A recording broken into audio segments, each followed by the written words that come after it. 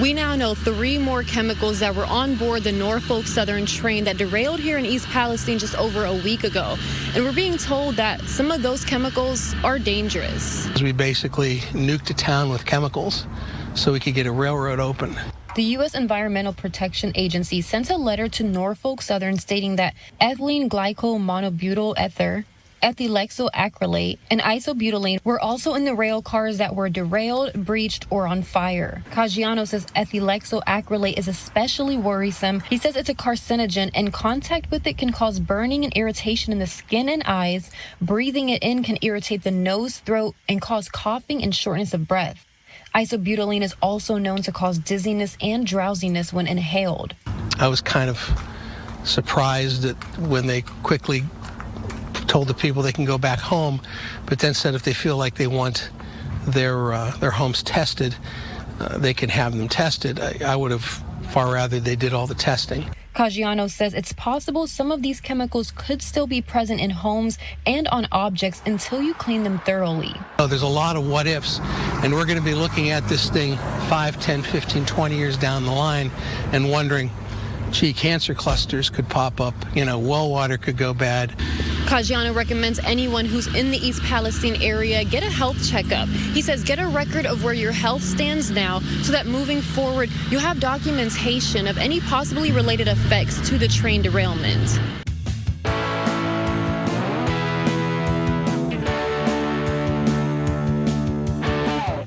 I'm Sarah Kensier, the author of the bestsellers The View from Flyover Country and Hiding in Plain Sight, and of the book They Knew, How a Culture of Conspiracy Keeps America Complacent, out now.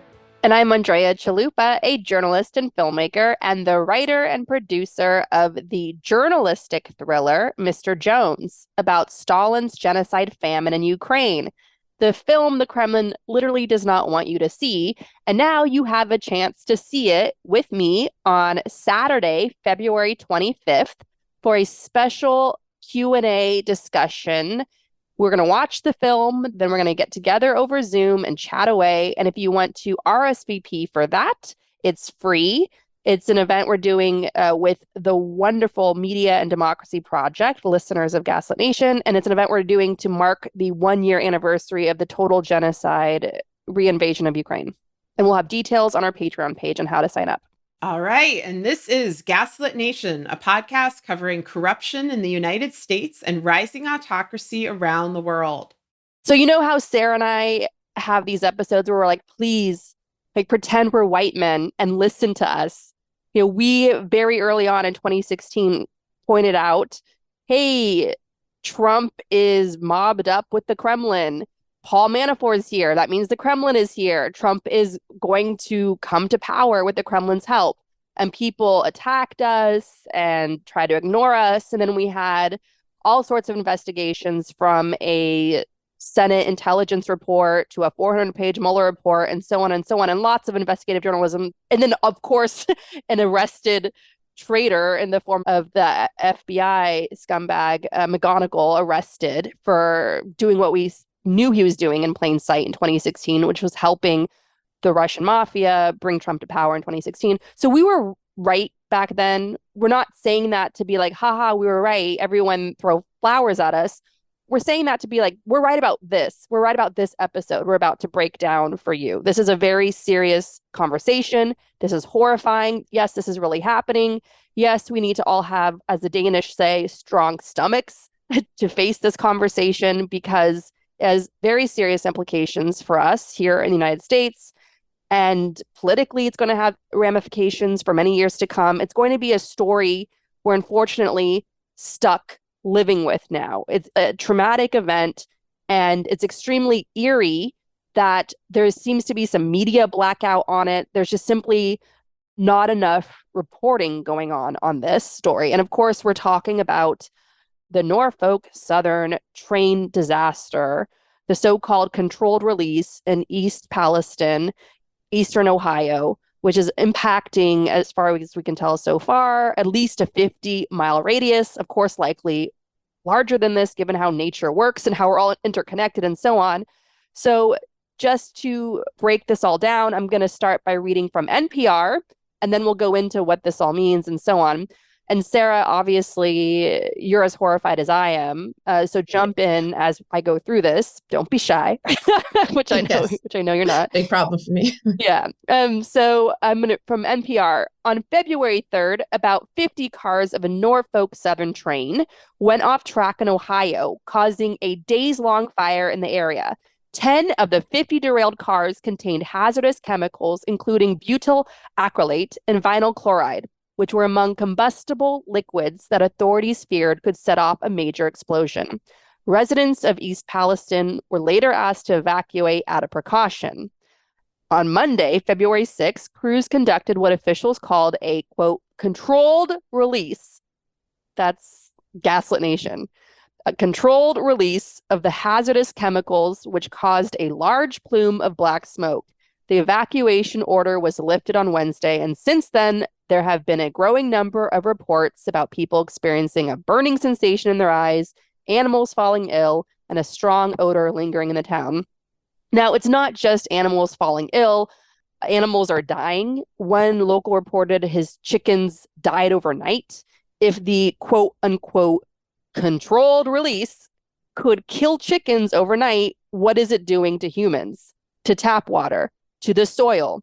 Again, the 50-mile radius of the gaslighting controlled release includes Western Pennsylvania, including the major city of Pittsburgh, and West Virginia. That's 3 states minimum impacted.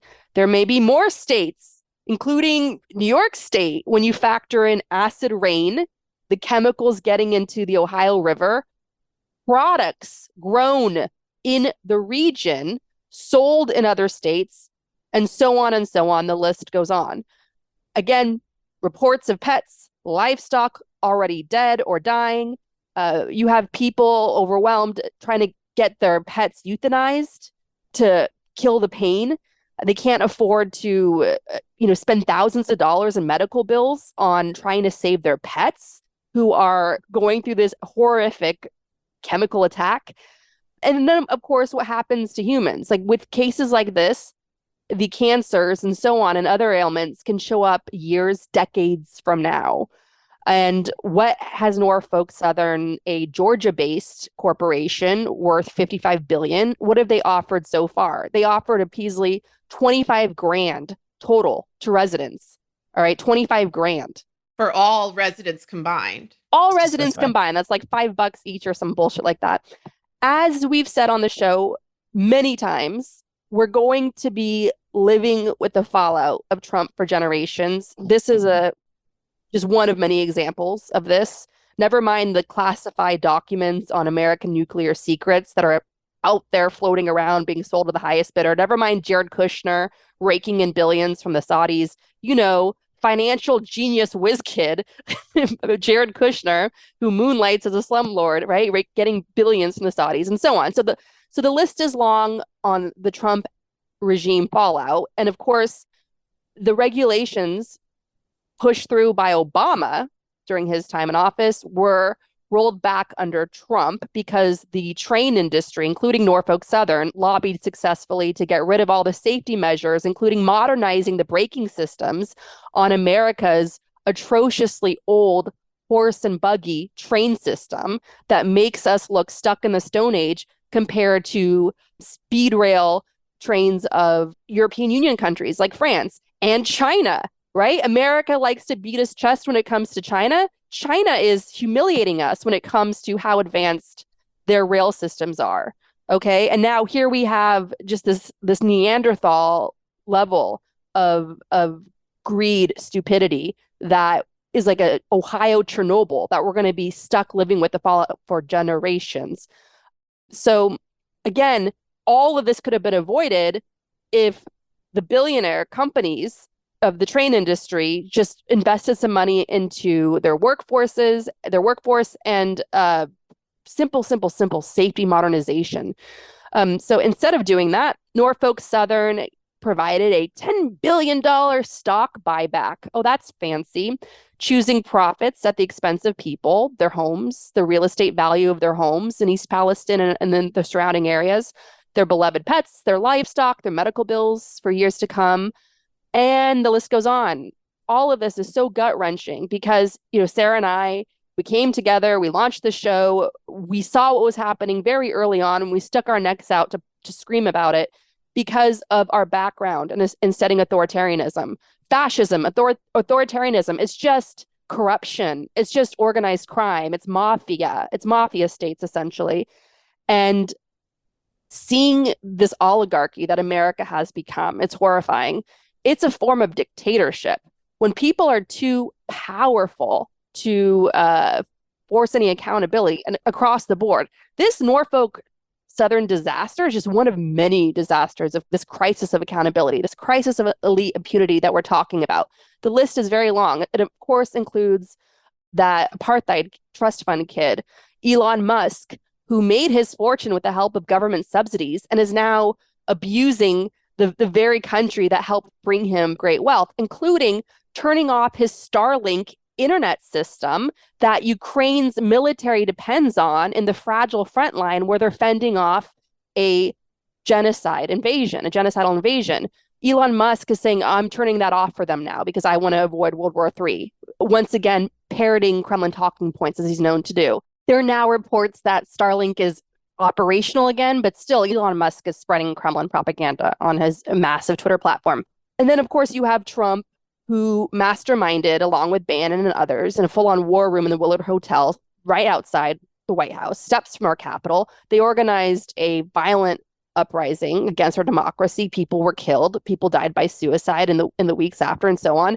And he's now running for president, and he's the man to beat in the show for president. So what I'm saying is this oligarchy that we're stuck under, it's very much like the corruption that Ukraine has been trying to fight out from under after the decades of trauma during the Soviet terror. The reason why Ukraine became so corrupt is because society fell apart, institutions eroded from within, people grabbed for a free-for-all.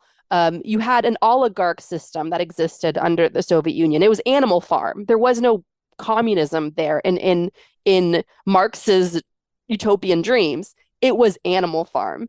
And when the country voted overwhelmingly for independence, like 92% of the country, including the Russian-speaking regions, voted for independence from the Moscow Empire, from a Russian genocidal empire. What were they reacting to at the time, in part? The Chernobyl disaster, which treated them like the shit we grow our money in. As I've said before, when I've been in my early days of living in Ukraine, traveling to Ukraine, somebody said to me that the oligarchs see the people as the shit they grow their money in. And as a result, you have, this black hole of corruption in Ukraine that is so hard to climb out of. But Ukraine has been doing an extraordinary job, including human sacrifices, including journalists. Several journalists risking their lives to fight that corruption, including reformers, including opposition leaders.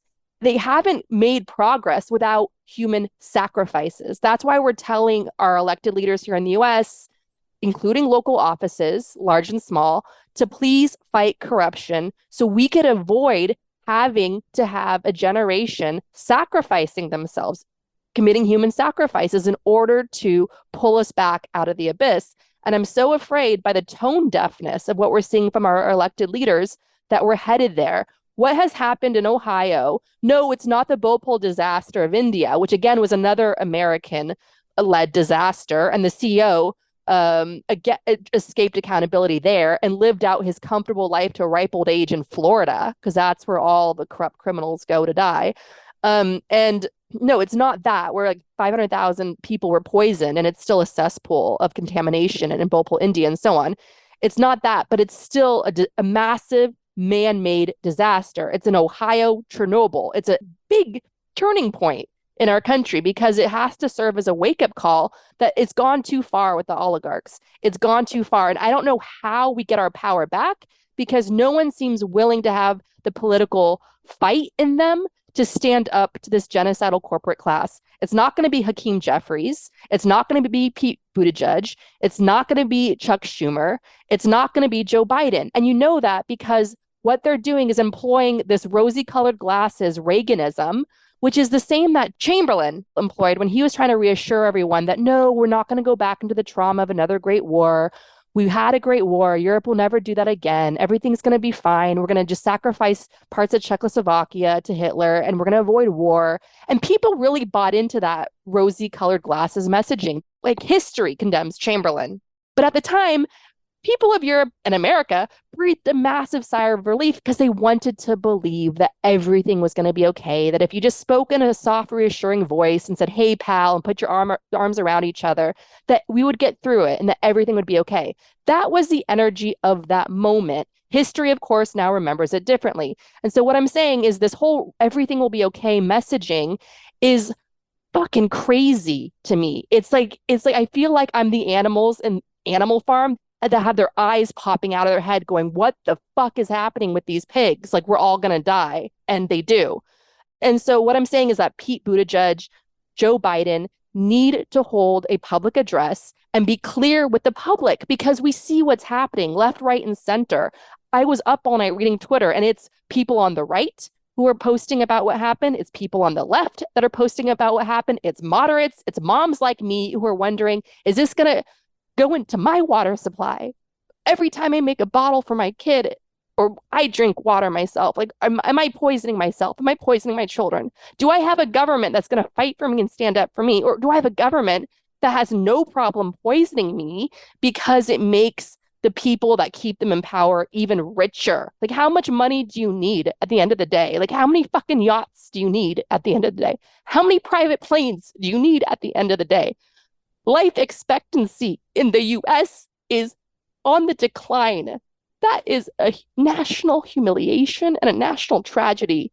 And as much as I care so deeply about my family and friends in Ukraine who are facing a fucking genocide, I would like to see Joe Biden primaried by his old friend, his genuine friend, Bernie Sanders. I've been critical of Bernie on this show. I've called him out for not voting for the Magnitsky Act. I called him out for having that fucking loser, Tad Devine, who was Manafort's buddy in Ukraine, emailing with Yanukovych and Manafort when Yanukovych is having pro-democracy protesters killed in Ukraine, and then Tad Devine goes off to be a top advisor for Bernie's campaign. I've called out Bernie over the years on this show, but one thing that he does is he forces conversations. We need him now to step up and force a conversation going into the 2024 election and forcing Biden to confront what happened in Ohio, the Chernobyl in Ohio, because I'm tired of this hostage situation that we're in, where the Democrats can skate by letting mass murder happen because the alternative is fucking fascism. It's like, you have to vote for us or else America's going to be the Third Reich, right? And they have, fascism is great for business. Fascism is great for keeping us in check because we will vote for the Democrats out of fear. Pennsylvania is a must-win state in the Electoral College. I'm very curious to see how Pennsylvanians react to this, especially those in Pittsburgh. Pittsburgh is a brain trust in America. A lot of innovation is coming out of Pittsburgh. Pittsburgh is an extremely brilliant university town. They do not suffer from a lack of information and a lack of media literacy and Fox News brainwashing in Pittsburgh. They know what is going on in Pittsburgh. I want to see those thought leaders in Pittsburgh ring the alarm about what is happening to their tap water and the water they bathe in and what they're going to be living with for the years to come, because they know. They're smart enough to know over there. And they're the ones that have to rise up and put pressure if Biden wants to win Pennsylvania, because what they are facing now is you can come out and give whatever rosy colored glasses messaging you want, but people are going to stay home. People are going to stay home. You're going to be the Governor Kathy Hochul wherever you go. People stayed home because of her, because she was uninspiring. She depressed the vote. She sucks. And they're going to do that to you, Biden, in Pennsylvania. And you're going to have DeSantis coming out, rallying the fascist base against the woke mob, against the socialists, the commies, whatever. Like he's gonna excite the base. And it's going to be a very close election. And you're going to lose it because you are not honest with the American people about what is happening in East Palestine, Ohio, and how many people across the country are going to be impacted by this and for how long and what we can do about it. And right now, as we're speaking, this can happen again. We're talking about deregulation. There are no rules forcing these train companies to fix their woefully out of date braking systems. There's no rules stopping them from allowing this to happen again. I even saw reporting that it was cheaper for them to unleash a mini Chernobyl than to invest in the work and the workers needed to bring out containers to carefully, safely remove the toxins. It would have stalled transport on the rail systems. It would have caused a serious delay, but at least it would have gotten rid of the waste responsibly, safely, and we would not be living with this carcinogenic fallout for years to come. Pete Buttigieg, you are brilliant when you're on Fox News. You are a rising star in the Democratic Party. You are selling yourself out, and you are betraying your greatest hopes, dreams, and ambitions for yourself, for your family, for this country. If you sit this one out, you must be full-throated now. Yeah, no, just God, everything you said. But one point that really sticks with me, because I noticed this too when I was reading social media reaction, is that you really do see across the political spectrum, from ordinary people, left and center and right, outrage and horror and desperation. And what is so maddening is that you see that mirrored in our reflection in an inverse way, in a sort of funhouse, monstrous way, because left, right, and center, with exceptions like Bernie Sanders, are apathetic to suffering, apathetic to mass death, and unified in the cover up. It has been so difficult to get information, to get reporting. You get observations that this is happening. You get, firsthand accounts from people who may or may not be reliable, either living in the area or living outside of it, just trying to piece together what's happening. You're not getting a state response, and certainly not a federal response that you should for a disaster of this level. And in this way, it is very reminiscent of Chernobyl and the way that the Soviets reacted then. It's also reminiscent in the utter disregard for human life. And this is something, I'm accustomed to seeing as a person who lives in the industrial Midwest, like living in St. Louis. Like, I live near a slow-moving underground fire that has been making its way toward buried nuclear waste for decades. And every administration has blown this problem off. If you want to, look this up, it's the Westlake landfill, it's Coldwater Creek, because we're, quote unquote, just Missouri. And they don't care what happens to people in just Missouri. And one of the things that's notable here, like, I hate talking about this in these terms because I think it's so dehumanizing and grotesque. But as you noted, this is 3 states, including, the heavily gerrymandered state of Ohio and Pennsylvania, a swing state that they pretend to care deeply about. I don't think they actually do. I don't think that Joe Biden cares, even though it's his home state and he likes to play up these Scranton roots, because people who care about this country beyond its plutocrat class don't do the kind of things that Joe Biden and his administration have done. This started, or I guess continued, Reagan's policies of deregulation through Trump, and Trump's decision to rescind rules about braking systems and safety. But, for the last few years, railroad workers and railroad unions have been pushing, for better safety levels and for sick days and all these other things, to the extent that, and we covered this when it was happening, they were about to go on strike, on a national strike in December 2022.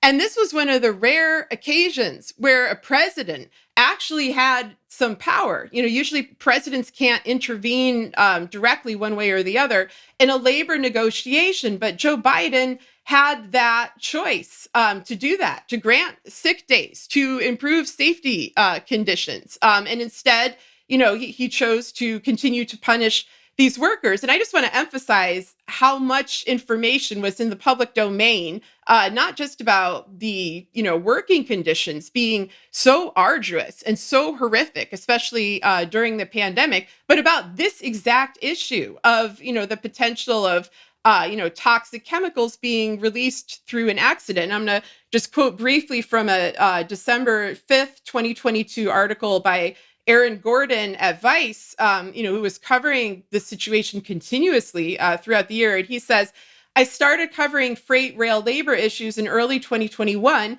because I came across a YouTube video by a union official named Jason Cox warning basically anyone who would listen that freight rail companies were slashing staff to the bone, cutting safety inspections, and closing inspection and repair facilities. There were no longer enough qualified people to do the job well. And then this is a quote from Jason Cox. Over the last 11 months, the railroads have used the pandemic to further reduce manpower at the expense of safety.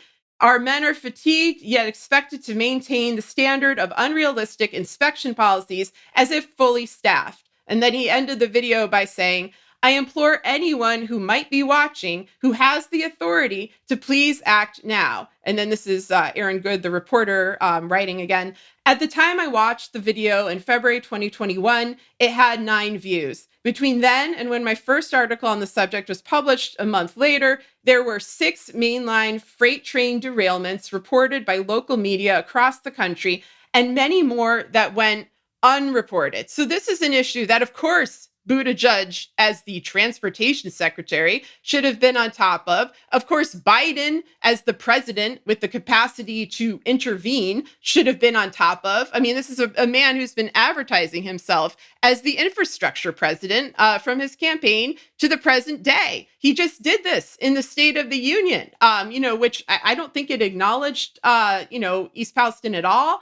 If it did, it certainly was brief. And just the utter lack of empathy, the utter lack of, forethought about where is this going to go. As you noted, it's allegedly in the Ohio River, which then feeds into the Mississippi River, and the Mississippi River feeds into other rivers. And, we don't know. I mean, that's the thing. Like, I know there's a lot of folks online kind of mocking the idea that this is undercovered because there's this giant chorus of people saying, look what happened, and it's undercovered. But it's just more the depth, the lack of accuracy, the lack of data, the lack of concern from the people at the top is chilling. It mirrors the way that they have responded to COVID, which involves a deletion of data, a continual erasure of data. And whenever you see that, you are not living in a true democracy. Like, you should be deeply alarmed, because that is a hallmark of autocracy, is when federal officials delete or manipulate public health and public safety data. We've seen it, of course, beforehand in the response to climate change and to climate disasters. This is a horrifying event. And, to Andrea's point, you can't see a mushroom cloud through rose-colored glasses. You can go on and on about, your little campaign desires or 2024, trying to defend the indefensible when it comes to Biden and Buttigieg and this administration and their refusal to clean up the corruption that was exacerbated to a incredibly alarming extent by the Trump administration. But the facts are the facts. And the fact is that the American people are suffering. We are suffering across the board. And now we have yet another crisis dropped into our laps, obviously most profoundly affecting people who live in the region. But, this will continue to happen again, because they don't have any intention of fixing, the mechanical conditions that cause the problem. They don't appear to have any intention of, elucidating to the public exactly how dangerous this is. And, I agree with Andrea that they need to have regular press conference on this. But my God, I mean, we've been asking for regular briefings and updates about so many issues for so many years, about COVID, about treason, about the coup. We were kind of shocked with this administration that it didn't right off the bat start issuing updates about, okay, here's how we're handling that, unprecedented attack on the Capitol by a mafioso former president staging a coup. Instead, they're just like, look forward. But, you get sucked into the vortex of cruelty and annihilation if you look forward with a blind eye. And that, unfortunately, is how this administration and also how a number of state officials as well are operating. Oligarchy is dictatorship. It's just another form of dictatorship because it's unchecked power and it's just rampant abuse of power in a fascist state, in a mafia state, whether it's like Mussolini or Hitler or Stalin or Putin. You have the intelligentsia being liquidated, being killed, being locked up, being driven to die by suicide, and so on, or being forced abroad. In the US, an oligarchy, the intelligentsia is forced to work in an Amazon warehouse really late hours overnight instead of being employed in a newsroom, instead of being employed at a research think tank that's trying to dig in and analyze the threats that we're facing today. And when Sarah and I entered journalism, it was on the way out already. We were young kids trying to, cut our teeth in a newsroom. We're cutting our teeth in a newsroom and learning the ropes there from veterans and so on, who I don't know if you had this experience, Sarah, but the veterans in my newsroom when I started out were like, you need to get another job. The jobs are disappearing. 100%. And the journalists that I learned under, the old timers who had written, worked, edited at New York Times, Los Angeles Times, the Chronicle, and so on and so on, they're now in PR or corporate PR, working for the genocidal corporate class rather than holding it accountable. So that is how you liquidate the intelligentsia in American oligarchy. You have hedge funds buy up and destroy all the newspapers, including the super expensive and time-consuming investigative journalism units that are always the first to go. And then you replace it with Kim Kardashian clickbait, because that's what the advertisers want. And then you destroy the barrier, the dividing line between the advertising section and the editorial journalism section. It used to, I remember when I first started out working in a newsroom, the advertising, the business guys would stop by my cubicle jokingly to be like, could I interest you in covering this, that, and that? And I'd be like, go fuck yourself. No. Right? Because that was the joke, is like, you don't deal with the business side as a journalist. You don't deal with the ad guys because they're there to make money. Your job is to find the good story and speak truth to power and name and shame corruption and all that. Like, that's your job. Journalism is a public good. It's a public service. Then when we all got laid off because George W. Bush deregulated Wall Street and they crashed the global economy and we all lost our jobs, I had to go refugee at a AOL, Money and Finance. And what do you think I was doing at a bullshit company like that?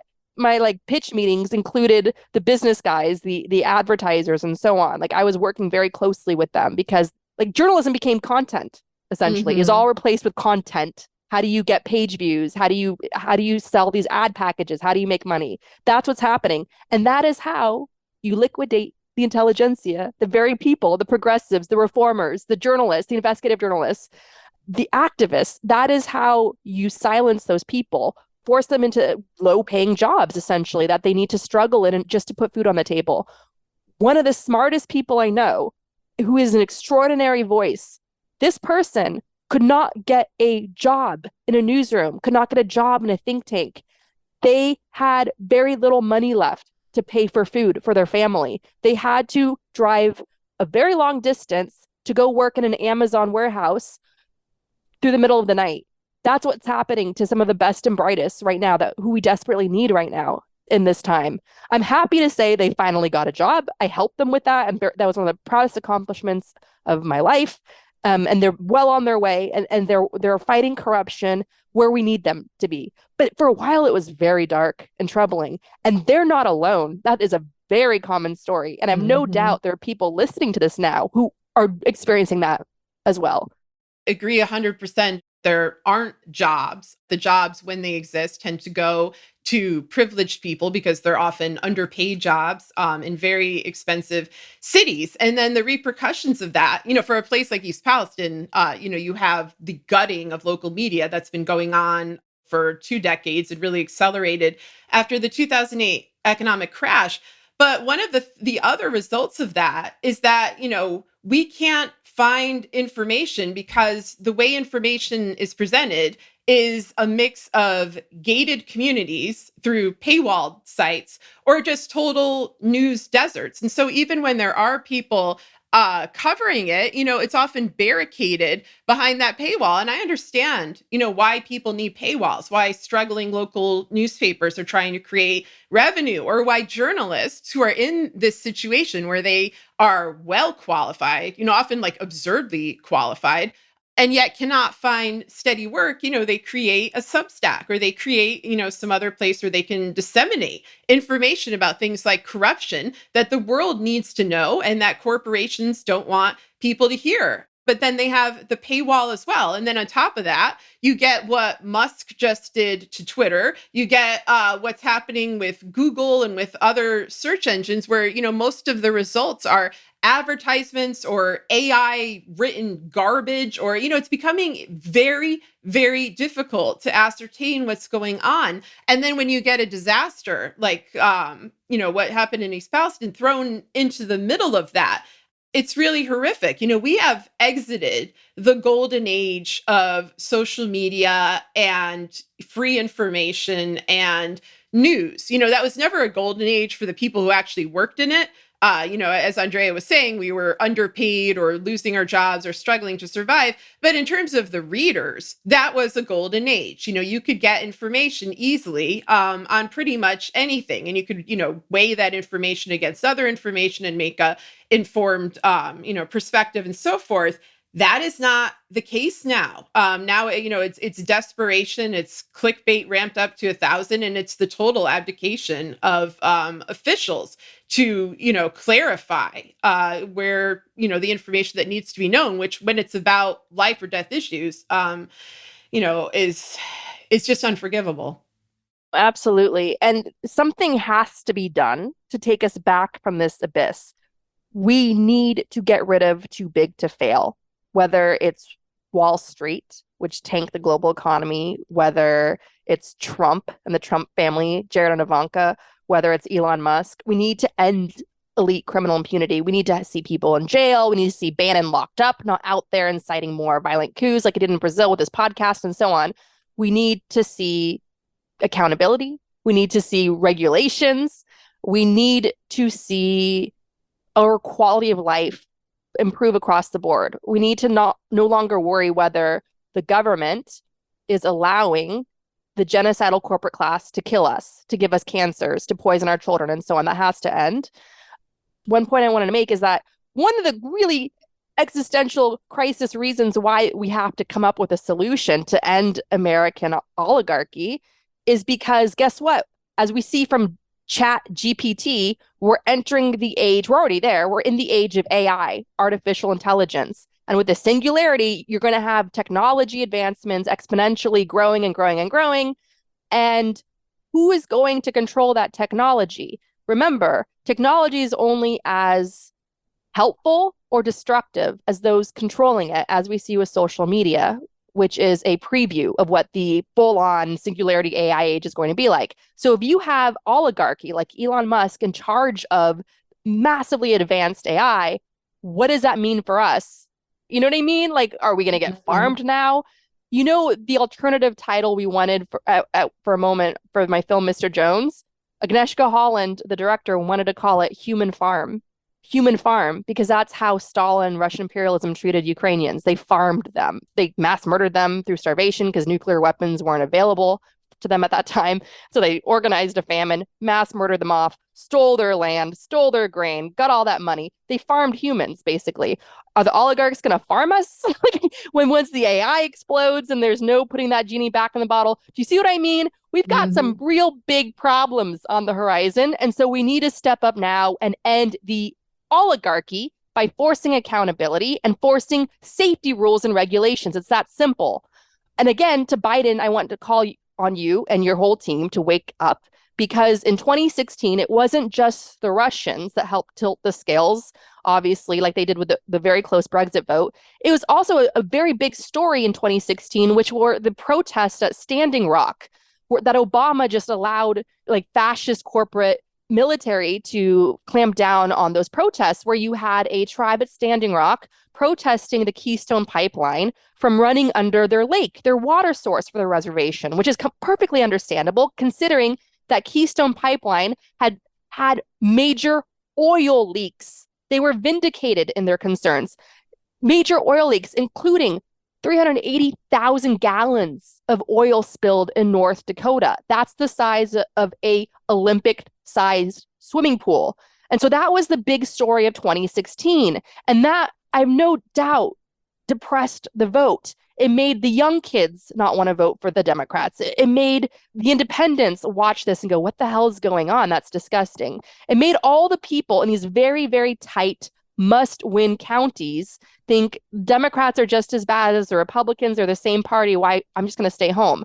So we're entering that territory again. I'm telling you, what happened in East Palestine and Ohio cannot be ignored. It's going to be a major specter over the 2024 election, and Biden and his whole team is just going to self-destruct unless they deal with this crisis head on and reassure the American people safety rules, regulations have been put in place by executive order. This will never happen again unless you elect the Republicans again to roll back these regulations. That is what they need to do right now. That's very common sense. And they need to be front and center with that and stop with this media blackout nonsense and Pete Buttigieg posting like the bare minimum on Twitter and so on.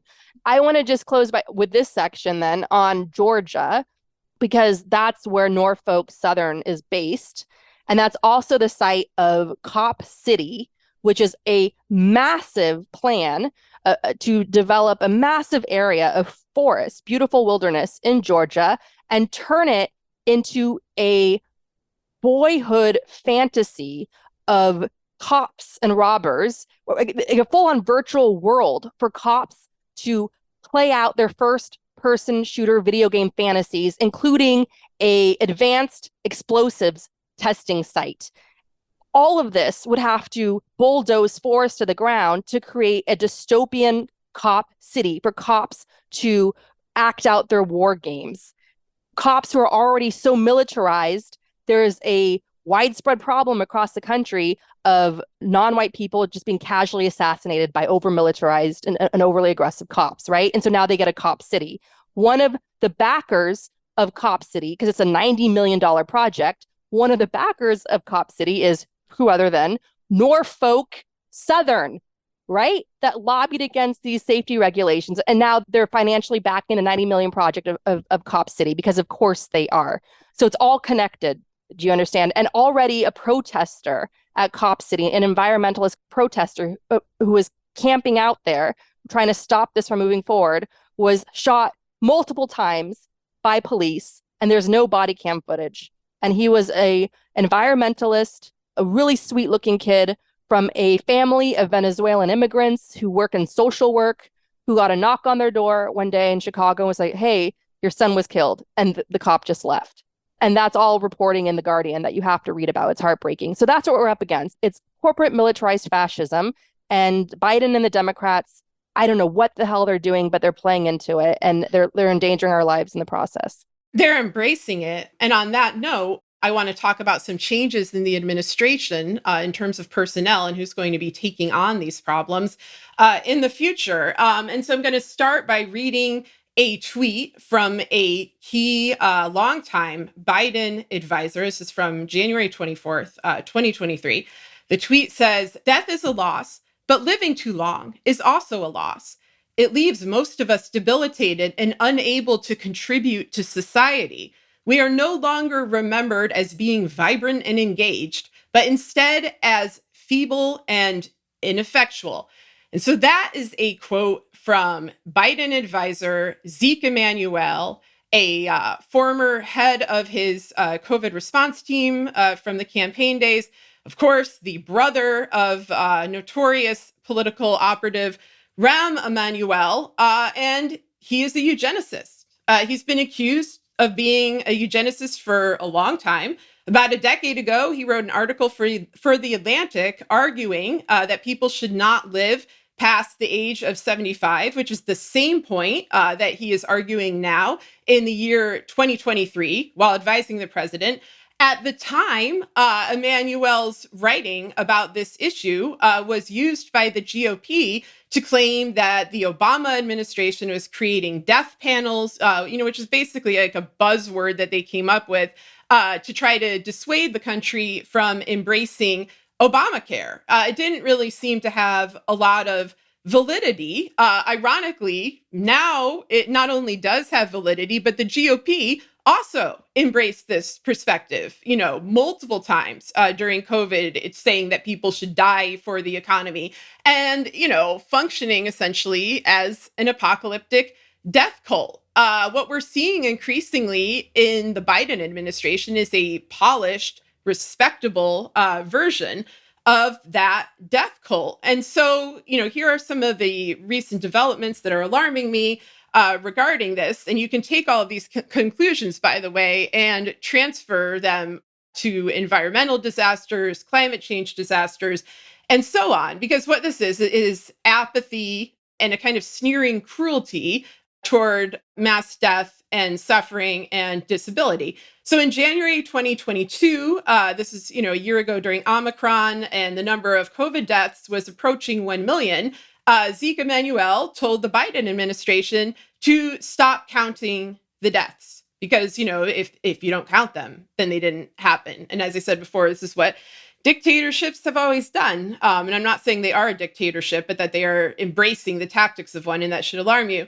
He is likely one of the people who has contributed to us being unable to get accurate information about the number of people who are dying of COVID, are hospitalized, who contacted it. He just simply calls this the, quote, new normal. And this ghoulish approach has been embraced by others in the Biden White House, in particular, Rochelle Walensky, who has had to repeatedly apologize to disabled people for characterizing them as disposable. And so you have a CDC that is easily as bad under Biden as it was under Trump. And you should really see this as a continuum. This is the overt transformation of an institution that is supposed to be protecting Americans into an institution that harms Americans. And one of the most disturbing developments on this is the recent declaration. I think at this point it's happened that Ron Klain is no longer Biden's chief of staff. He has been replaced by a man named Jeffrey Zients. And we've covered him on the show before because Zients was appointed by Biden as his, quote, COVID czar during his 2020 campaign. And he remained in that position through March 2022, making disastrous decisions, really weaponizing the, quote, pandemic of the unvaccinated rhetoric, which pit Americans against each other and also lied about the extent of breakthrough COVID, and expressing the same deference to corporations and plutocrats that individuals on the Trump team displayed. And that's not surprising because Zients was not a public health expert. He was an investment banker who built his career off of Medicare and Medicaid fraud. And that's who, Biden decided to appoint into the COVID czar position. And that is who is now the chief of staff. And so, I've been looking into this for a few weeks, meaning to get to it on the show. And it's like every week things get worse and worse. I was researching this before the State of the Union, in which Biden blew off the fact that we are living in an ongoing pandemic and we need, basic uncontroversial remedies, things like better ventilation systems in schools and nursing homes and buildings, things you would expect a administration that's priding itself on its infrastructure accomplishments to want to provide. But this is not the kind of thing that Zients, would ever be interested in providing. The only kind of remedies that they recommend are the vaccines and booster shots, which of course is just, a windfall for big pharma. I don't think they want this pandemic to actually end, one, because it gets rid of people who they seem to characterize, certainly Zeke Emanuel seems to characterize as, useless eaters, to use Nazi terminology. They see people who are elderly or frail or disabled not as full human beings who are loved, who should be respected, who are entitled to the same rights as all Americans, but as people who are burdens on the economy, and people who should be removed from our society. And then this is a way of that happening.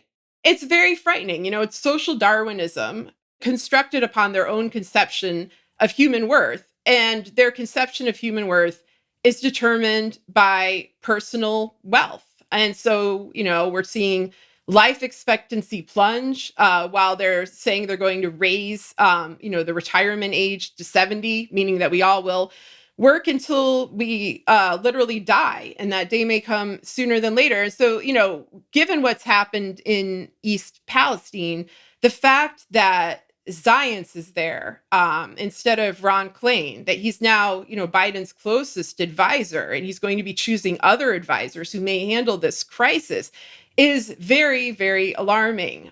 Folks should be asking why Biden keeps choosing these ghouls to guide him.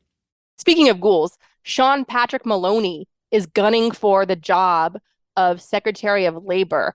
Keep in mind, this train explosion in Ohio, that was a labor issue. Yeah, that was a labor issue. So Sean Patrick Maloney, you may remember, was the chair of the DCCC that knifed progressives in the front and lost us a bunch of must-win, winnable races in New York State, which is why the fascists now control the House. Okay. And he wants to reward himself like a typical white man failing upwards. It would be a total disaster for the strong labor unions that we need, and a betrayal by Biden with his pro-union messaging. If Sean Patrick Maloney, a total flunky that actively, again, worked against winnable progressive races in a political environment that massively favored the Democrats, it turned out, because of the loss of abortion rights, the overturning of Roe v. Wade, and so on, and being the first big major election since the violent attempted coup, right? It was a big referendum against that. He, again, chose civil war in the Democratic Party, gaining up on progressives, starving their campaigns of must-win money. There were very, very, very, very close races that could have used more of his support. And instead, he was pumping that money into his own race that he was desperately trying to win, and he ultimately lost. Do not reward that flunky with an extremely sensitive post as labor secretary, especially when we need unions desperately now to counter and claw our way back from the oligarchy. So if Biden is serious about taking on China right now, instead of this bravado of like shooting down these Chinese spy balloons, take on China like we took on the Soviets with the space race and putting a man on the moon, having a big old moonshot. Take on China by giving us an advanced rail system like the Chinese enjoy. Biden is Mr. Train President. He's Mr. Amtrak. He loves his Amtrak. Well, your Amtrak is a horse and buggy, Mr. President, compared to what the Chinese have. We can and absolutely must do better. That's how you take on the Chinese. These aren't storm clouds. This is the fucking shit that they burn off, the fucking shit they burn off in East Palestine. This is not fucking storm clouds. Look at it. This is over Darlington. This is their fucking success. That ain't no fucking storm cloud. That's the fucking shit from East Palestine. They're fucking controlled burn. You ready? I'm ready. Let's get out of here.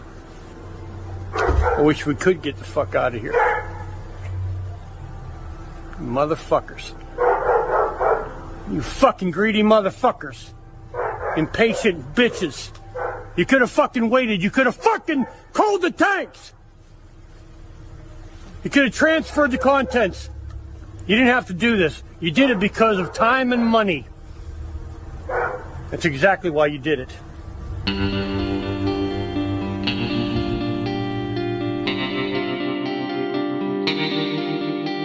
Our discussion continues, and you can get access to that by signing up on our Patreon at the Truth Teller level or higher. We encourage you to donate to help rescue and recovery efforts in Turkey and Syria following the devastating earthquakes in early February. To help people in Turkey, visit the TPF Turkiye Earthquake Relief Fund at tpfund.org. To help Syrians in need, donate to the White Helmets at whitehelmets.org. We also encourage you to help support Ukraine by donating to Razom for Ukraine at razomforukraine.org. In addition, we encourage you to donate to the International Rescue Committee, a humanitarian relief organization helping refugees from Ukraine, Syria, and Afghanistan. Donate at rescue.org. And if you want to help critically endangered orangutans already under pressure from the palm oil industry, donate to the Orangutan Project at theorangutanproject.org and avoid products with palm oil. Gaslit Nation is produced by Sarah Kenzier and Andrea Chalupa. If you like what we do, leave us a review on iTunes. It helps us reach more listeners. And check out our Patreon. It keeps us going. Our production manager is Nicholas Torres, and our associate producer is Carlin Daigle. Our episodes are edited by Nicholas Torres, and our Patreon exclusive content is edited by Carlin Daigle.